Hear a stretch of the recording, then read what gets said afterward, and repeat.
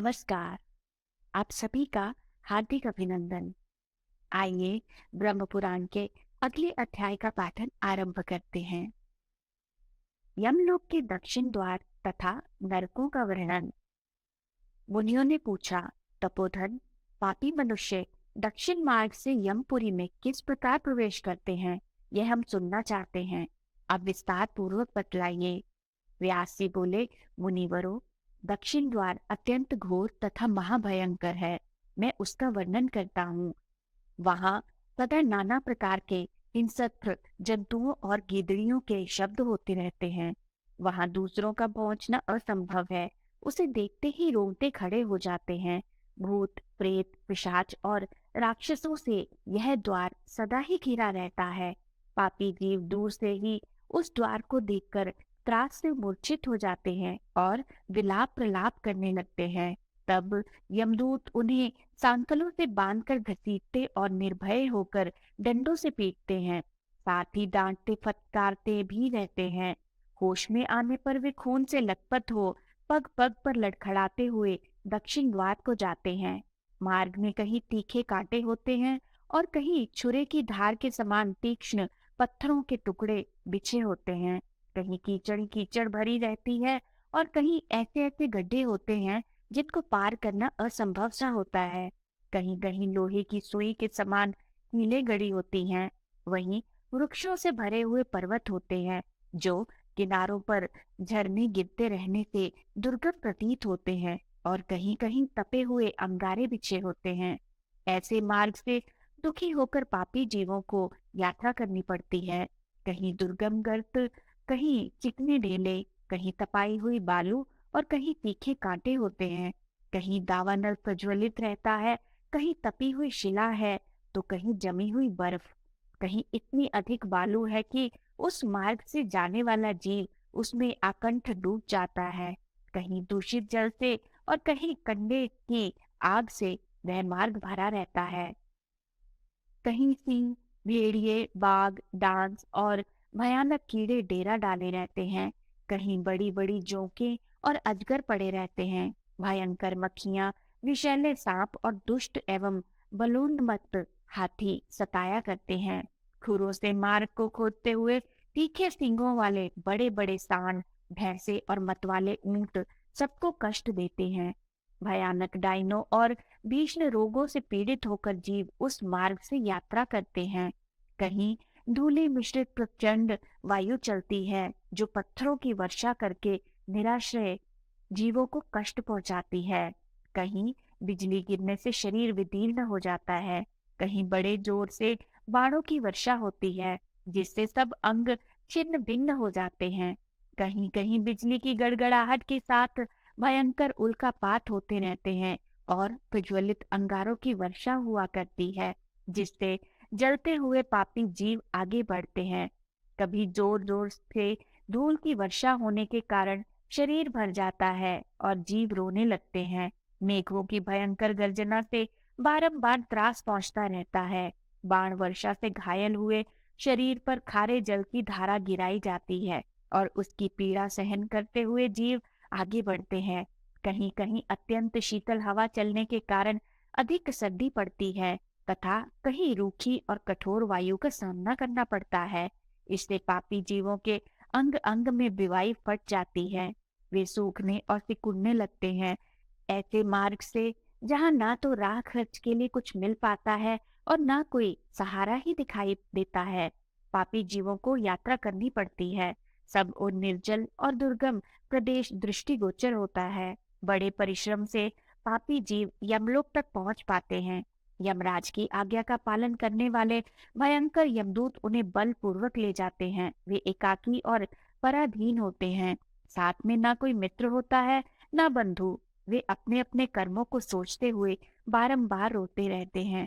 प्रेतों का सा उनका शरीर होता है। उनके कंठ, ओंठ और तालू सूखे रहते हैं। वे शरीर से अत्यंत दुर्बल और भयभीत हो क्षुधाग्नि की ज्वाला से जलते रहते हैं। कोई सांकल में बंधे होते हैं, किन्हीं को उतान सुलाकर यमदूत उनके दोनों पैर पकड़कर घसीटते हैं और कोई नीचे मुंह करके घसीटे जाते हैं। उस समय उन्हें अत्यंत दुख होता है। उन्हें खाने को अन्न और पीने को पानी नहीं मिलता।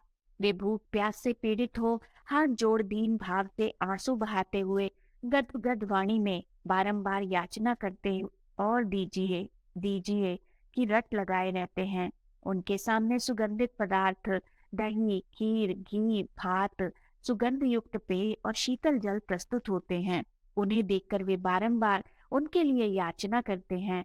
उस समय यमराज के दूत क्रोध में लाल आंखें करके उन्हें फटकारते हुए कठोर वाणी में कहते हैं, ओ पापियों, तुमने समय पर अग्निहोत्र नहीं किया, स्वयं ब्राह्मणों को दान नहीं दिया और दूसरों को भी उन्हें दान देते समय बलपूर्वक मना किया।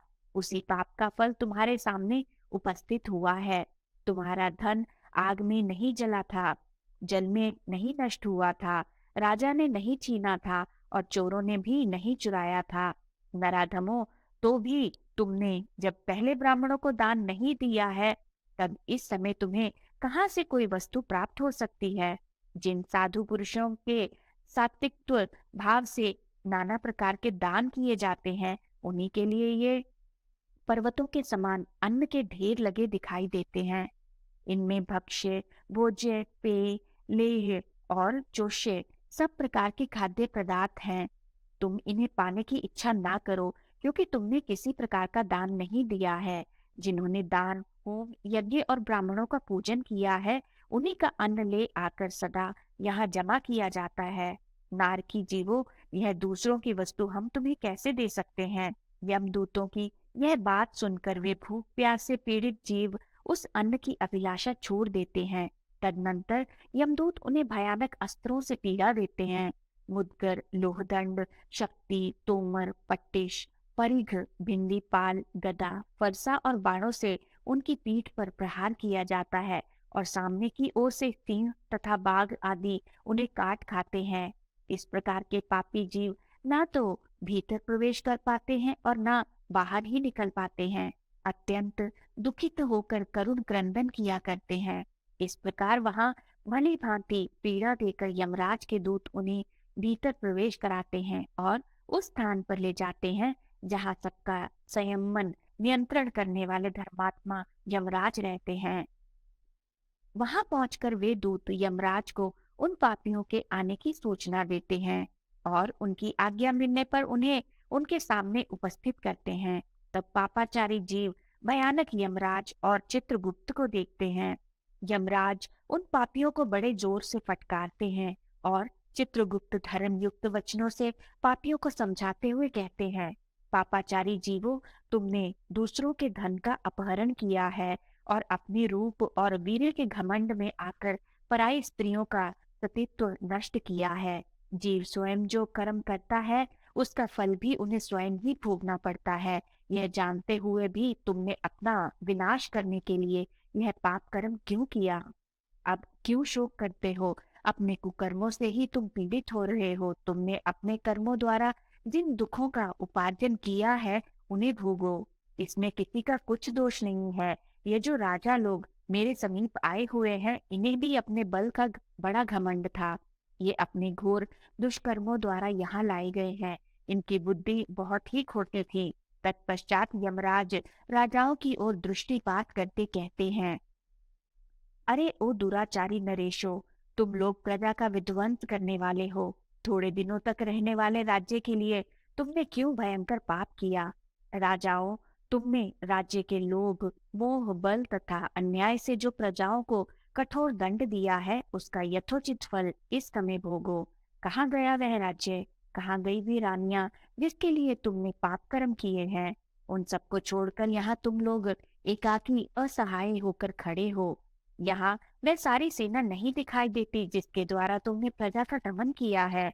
इस समय यमदूत तुम्हारे अंग अंग फाड़े डालते हैं। देखो तो उस पाप का अब कैसा फल मिल रहा है।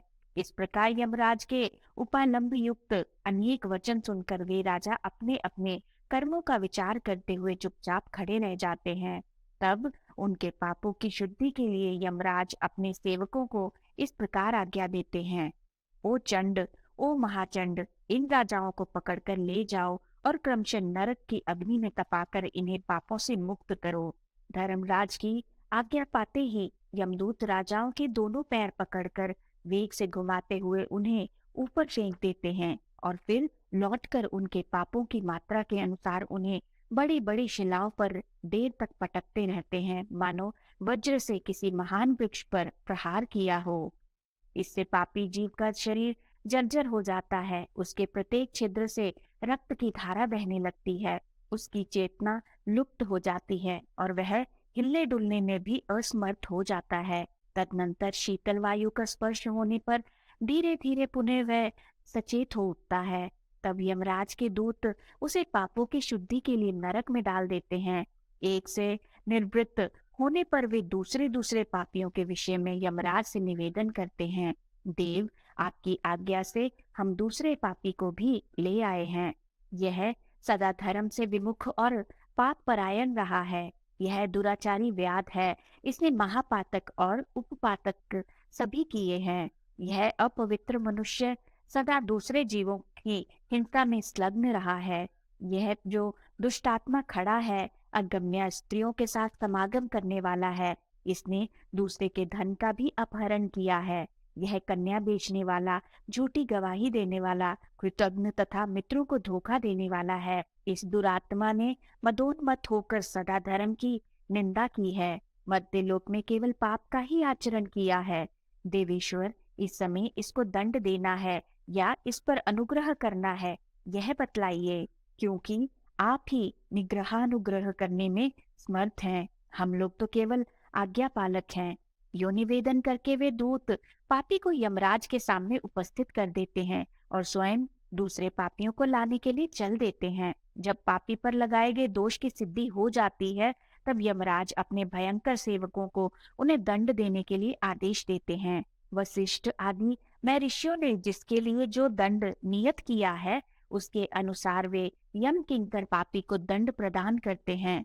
अंकुश, मुदगर, डंडे, आरे, शक्ति, तोमर, खड़ग और शूलों के प्रहार से पापियों को विदीर्ण कर डालते हैं। अब नरकों के भयंकर स्वरूप का वर्णन सुनो। महावीची नामक नरक रक्त से भरा रहता है, उसमें वज्र के समान कांटे होते हैं। उसका विस्तार 10,000 योजन है। उसमें डूबा हुआ पापी जीव कांटों में बिंधकर अत्यंत कष्ट भोगता है।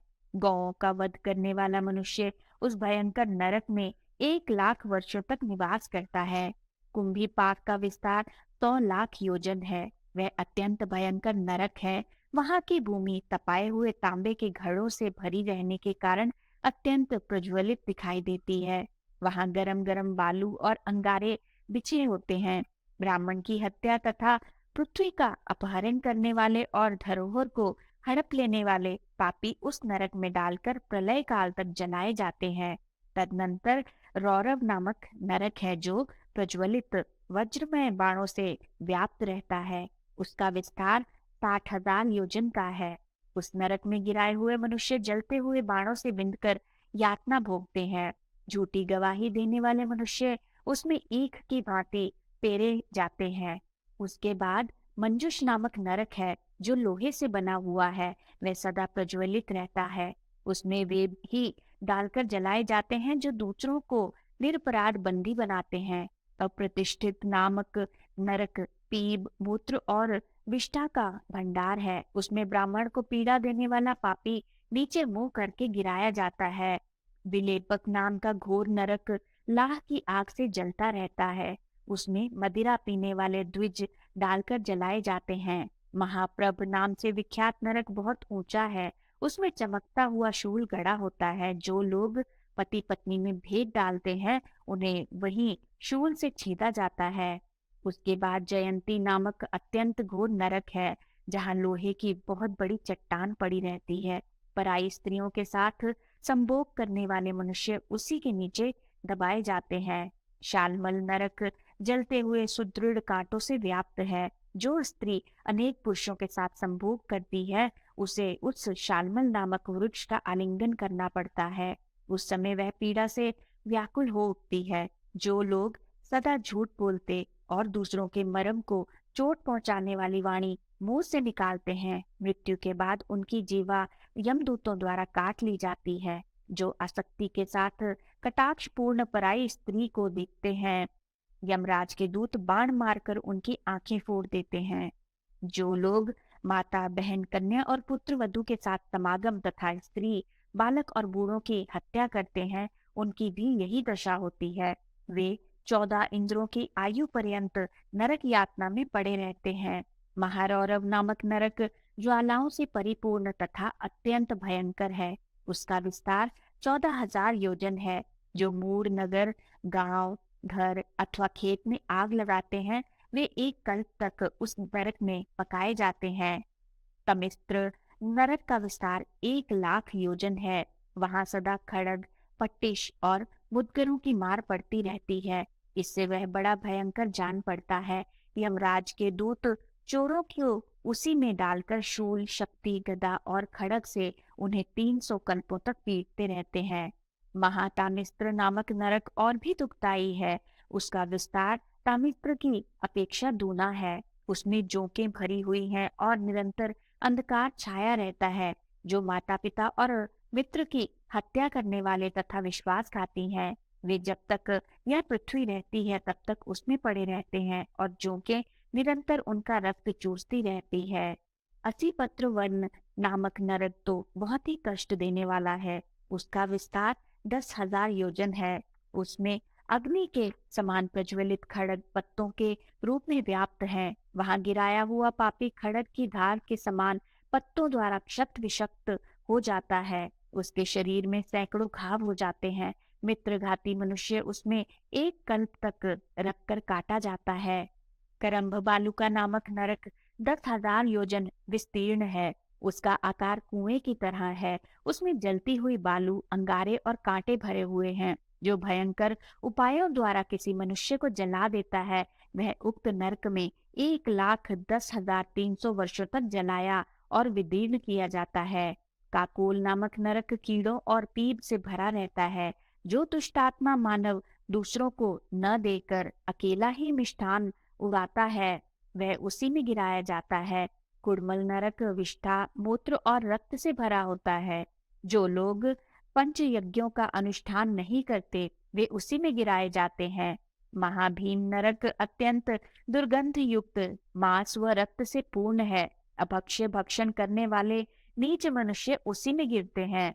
महावट नरक मुर्दों से भरा हुआ होता है।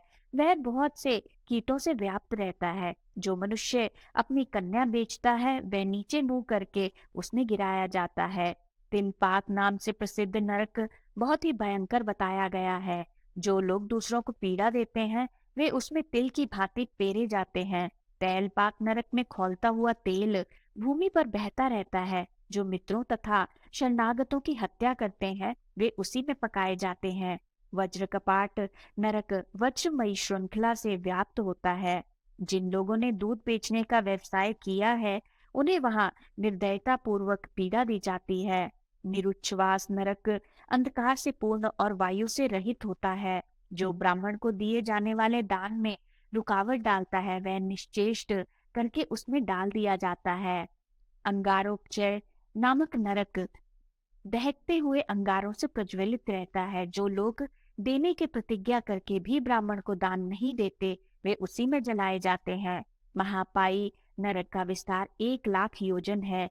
जो सदा असत्य बोला करते हैं, उन्हें नीचे मुख करके उसी में डाल दिया जाता है। महाज्वाल नामक नरक सदा आग की लपटों से प्रकाशित एवं भयंकर होता है। जो मनुष्य पाप में मन लगाते हैं, उन्हें दीर्घ काल तक उसी में जलाया जाता है।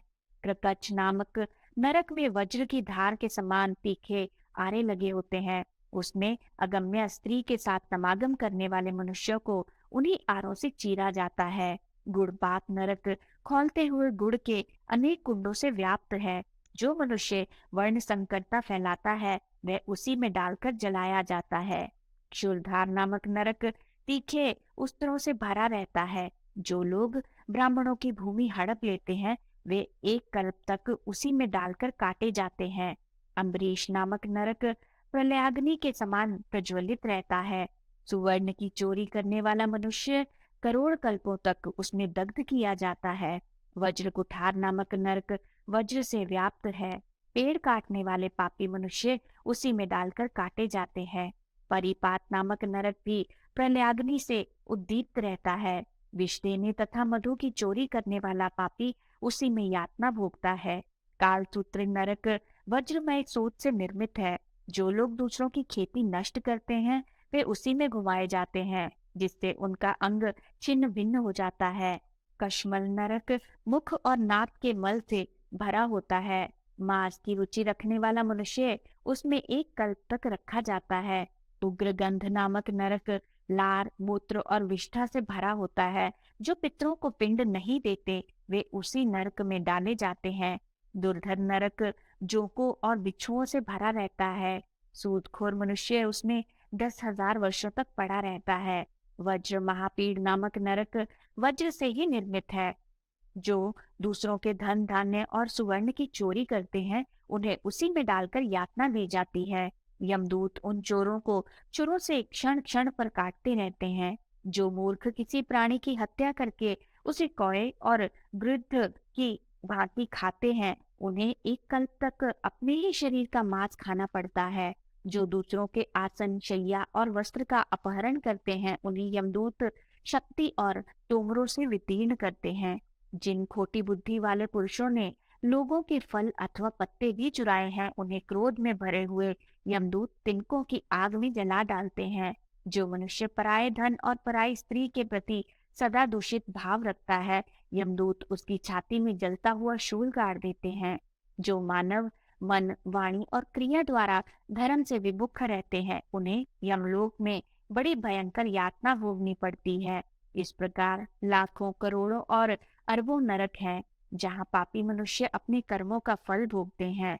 इस लोक में थोड़ा सा भी पाप कर्म करने पर यमलोक में भयंकर नरक के भीतर घोर यातना सहनी पड़ती है।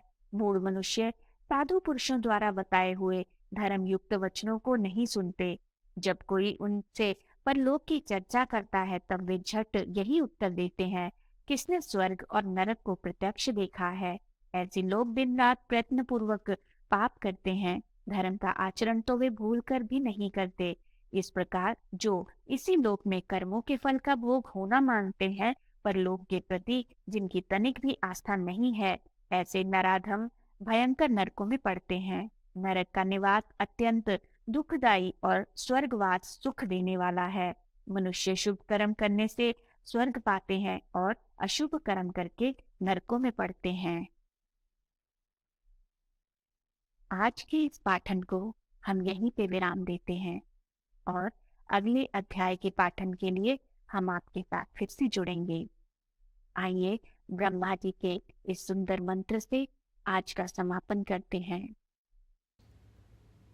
ओम ब्रह्मणे नमः।